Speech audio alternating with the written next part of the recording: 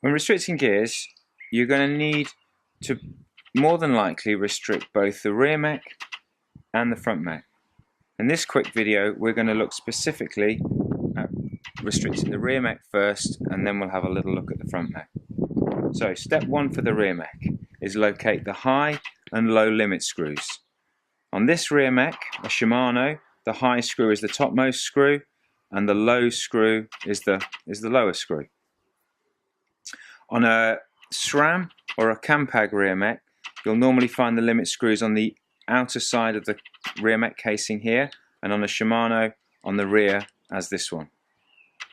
The lower limit screw stops the rear mech from travelling into the spokes and taking the chain off the topmost cassette here, off your lower gear. For the purpose of this demo, we're specifically looking at restricting the higher gears, so we're focusing on the high limit screw because we want to adjust the rear mech to take it up 2 sprockets from the 11 through the 12 onto the 13 sprocket.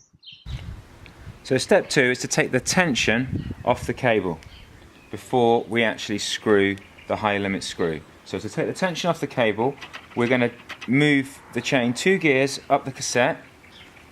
So 1, 2 gears, so we're on the 13, stop the back wheel, and then we're going to release the cable tension by moving the rear mech. You could watch it move down now, moving the rear mech back down 2 clicks, and now we've got a nice loose rear mech cable.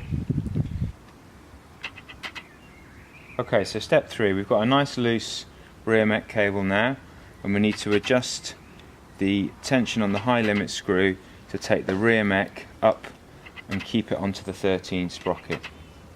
So we're going to screw clockwise, and we're just going to count the turns so we've got an idea if we ever want to screw the rear mech back off again, how many turns to take it back. So that's half a turn, that's 1 full turn, that's 1.5, 2 full turns. We'll go 2.5 and just check now to see where we are. So step 4 is just micro adjusting the rear mech.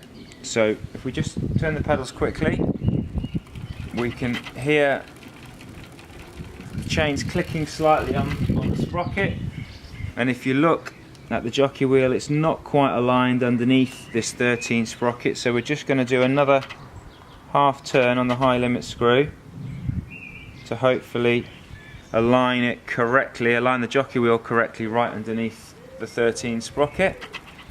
And there we go, nice and smooth. Okay, so if we change any harder now, the bike will not, the rear mech will not take the chain onto a smaller sprocket. We can change easier, but we are now well limited onto the 13, and the rider cannot select a higher gear. So that's it, restricting the rear mech, nice and simple. Okay, so now we're onto the front mech, and the front mech works very similarly to the rear mech in that we've got 2 limit screws again. So this screw, the outer screw, the outermost of the 2, looks after keeping the chain onto the bigger or outer ring and stops it coming off this side of the outer ring, and the innermost limit screw ensures that the chain stays on the little ring and stops it going off in towards the frame. So for this demonstration, we're going to restrict the bike onto the inner ring only, onto the 36 inner ring, because it's quite a common gear. Most of the age groups will need restricting perhaps onto a little ring, so a 34, 36, 39, they're quite common gears. So we're just going to show you how to restrict the bike onto the inner ring here. So step 2 is just to ensure that you've taken all the cable tension out of the cable and that the chain is on the little ring. So we're on to step 3 now, and now we're actually going to screw off the outer ring. So we're on to the outermost screw, and we're going to screw clockwise. So that's half a turn,